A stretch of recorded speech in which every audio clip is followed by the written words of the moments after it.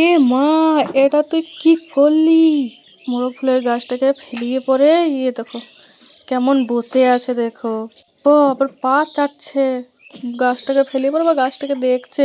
আমি গাছটাকে কত ছোট থেকে কত বড় করলাম, তারপর তুই আসার পর আমার গাছটাকে আস্তে আস্তে আস্তে আস্তে চেপে চেপে চেপে চেপে তুই সব ডালগুলো ভাঙলি। কত সুন্দর ফুলগুলো ছিল আমার।